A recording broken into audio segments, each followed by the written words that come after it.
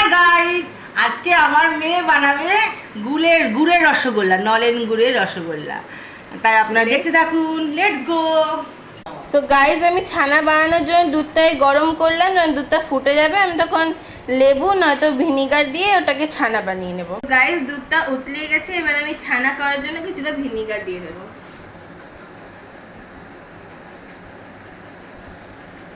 So guys, আমি ছানা থেকে জলটা ঝরানোর জন্য এই কাপড়টাকে একটা জায়গায় ঝুলিয়ে রাখবো আধ ঘন্টার জন্য। সো গাইজ, আমি আধ ঘন্টা পর ফিরে এসে দেখলাম যে ছানাটা একেবারে হয়ে গেছে। এবার আমি ছানাটাকে থালায় নামিয়ে নেব। সো গাইজ, এবার আমি ছানাটাকে আমার হাতের চেটুর সাহায্যে ভালো করে ম্যাশ করে নিচ্ছি। গাইজ, এবার আমি ছানাগুলোকে গোল গোল করে নিচ্ছি।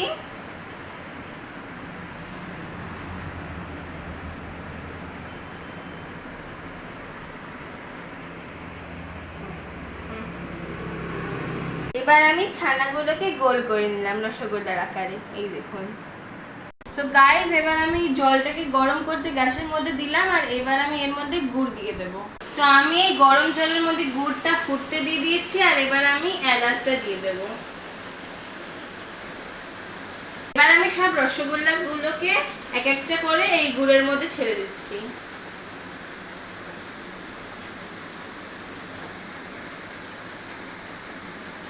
এবার আমি এই রসগোল্লাগুলোকে 10-15 মিনিটের জন্য ঢেকে দেব।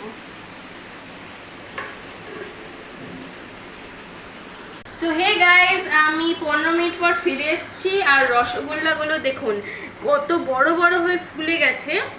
এবার আমি এটাকে ভিজিয়ে রেখে দেব আধ ঘন্টার জন্য। দেখুন গাইস, আধ ঘন্টা পর আমরা ফিরে এসেছি, আর রসগোল্লাগুলো কত বড় বড় হয়ে গেছে আর কি স্পঞ্জি হয়েছে, এই দেখুন।